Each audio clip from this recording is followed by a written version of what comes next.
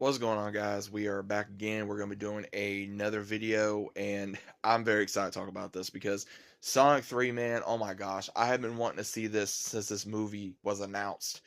Even when it was hinted at in the end of not season two, the part two, I guess you'd say, for Sonic 2, and knowing Shadow was going to be in there.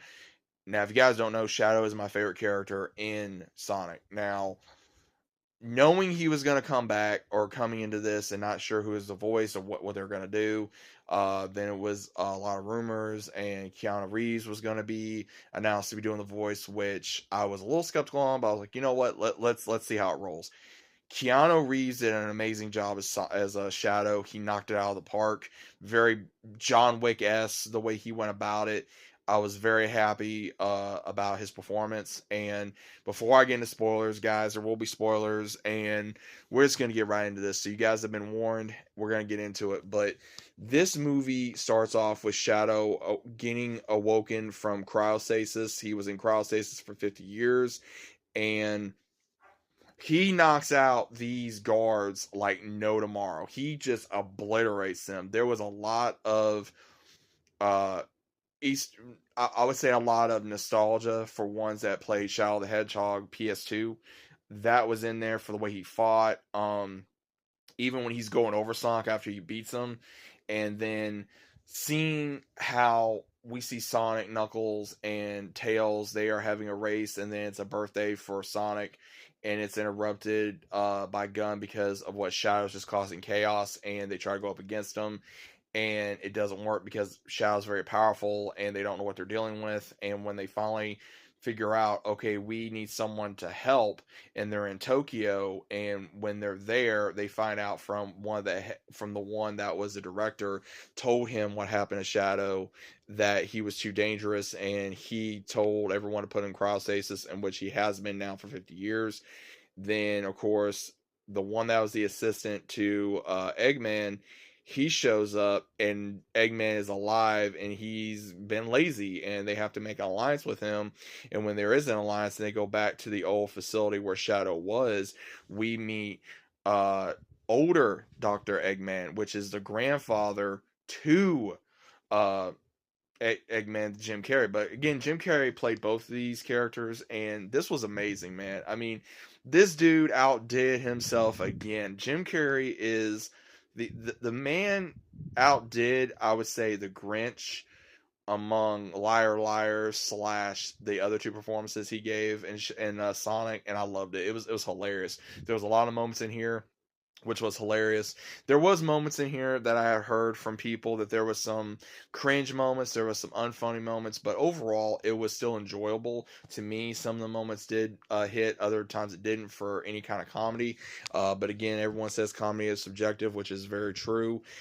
Seeing Shadow, which was cool when they have to split up, seeing Shadow take out Knuckles because Knuckles is actually scared of the dark and ghosts, and then you see him take on Tails and also the assistant to Dr. Eggman, just like a ghost, really. It was amazing.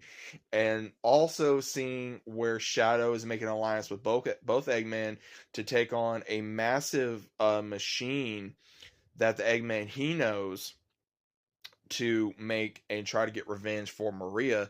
And we see the connection that Shadow gained with Maria because she was pretty much like a sister to him, pretty much family, like what Tom and all them are with Sonic and Knuckles and Tails. And we finally get to see that, and when they have no choice but to break into this facility to get the codes, we see where both Eggman are getting in there. Same thing with the Sonic team and everyone. And it was kind of, I don't go into the things I didn't like, but they do that. Tom gets hurt because he has to use some type of military equipment to disguise themselves as other people to get in, and he accidentally does it right when Shadow sees him as the director, and Shadow takes it out on him, thinking it's him. He realizes it's not, and he sees remembrance of how he lost Maria, and he does feel bad. But we do see the ultimate battle between Shadow and Sonic in this film, which was incredible. I knew it was gonna happen, but seeing them both go Super Shadow, Super Sonic, oh my god, dude, like that was incredible. Just seeing that, I was like, oh I was glued to the screen. And on top of that, seeing both Eggman fight too, because again, the older Eggman did not want the other one because he wanted his granddaughter, not him. And them having to make another alliance to save Earth, and Shadow finally realizing that it's not about revenge and it's not about this, and him and Sonic do make an alliance to save the world and being able to stop this massive catastrophe from the Earth being destroyed or everything just being destroyed. And the older Eggman is stopped, and Jim Carrey's younger version of Eggman has to make the ultimate sacrifice by, sacrifice himself on this massive spaceship to save the Earth from being destroyed. And same thing with Shadow. And we see where Sonic is saved by Tails after plummeting to the Earth. All this stuff, man. I mean, there's so much Easter eggs to the older Sonic games, to the show, to Shadow the Hedgehog game, and amongst so many other things. I had to relook at every little thing that they put in there in remembrance for the games, and I loved every single minute of it. I love Sonic. I have had issues with Sonic off and on over the years because there was times I got into it, there was times I wasn't. But I think either anybody that is a Sonic fan is going to enjoy this film. I just can't believe, man, of how it ended, of seeing, and I'm gonna be talking about post credit and mid credit scene, because the mid credit scene we do see where Shadow survived plummeting back to Earth, and he takes his little wristbands or whatever, and that's all we see. And then the very end, we see where Sonic is doing another race. He ends up somewhere else, comes across Metal Sonic, dude, and the clone starts trying to fight him, but then Amy Rose shows up, saves him, and he's like, okay, who are you? So Sonic Team is building. Sonic Team is officially building. The fourth installment has been announced, coming in 27. I'm excited for this. I'm like, let's freaking go, dude. I'm so excited for this. But overall, the things I liked about this movie, what the best things was seeing Shadow fight the way he did in the games, especially on the bike. That was incredible. The fight between him and Sonic was badass. Seeing them fight together was badass, just like it was in the shows or even the games. Same thing. Even Eggman being Eggman, just let him be Eggman. They finally did that too as well. And being able to see Shadow go from a villain to anti-hero to possible hero, and that's again Shadow's story, and they stuck to that with the way they did it. And Paramount is on point, and they need to keep this track going, and I think they will as long as they can to please the Sonic fans and new fans that are getting into this franchise. And I think that's the reason why it's doing so well. Now, the comedy aspect, there was some things I did find it was kind of stupid or cringy. That dance scene, I couldn't get into it. I was just like, really? Or the part with Wade, where it was like, oh well, and Knuckles is like bringing it up where like they have to get the Master Emerald and thinking that some big boss is protecting him when it's just Wade. It's like, really?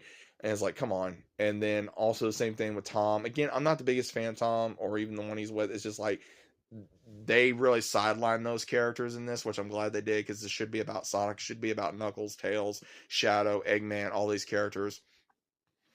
And then, of course, Sonic learning more in this film. He can't do everything alone. He has his team, and they're there, and their family. And this was a lot about family and friendship in this film, and also about forgiveness, and also about letting things go and moving on. And I love this film. I did. I love this film. I think it's a great film. Again, there's things in here I didn't care for, but that didn't stop me from loving the film. And I don't regret seeing this film. I went to go see it with my family in theaters. I had something interesting happen. Almost got into a car accident due to some idiot. I went to see this on Christmas Eve, so that's what happened. If you guys saw my TikTok video, I talked about that. But overall, do I recommend this film? Yes, I do. If you're a Sonic fan, go see this film. If you're a Shadow fan, go see this film. If you guys have not seen any of the Sonic films, highly suggest you do before you see this film. Highly suggest you do before you see this film. But I don't even know what else to say. Guys, see Sonic 3. Badass movie. Let me know what you think, and I'll see you on the next one.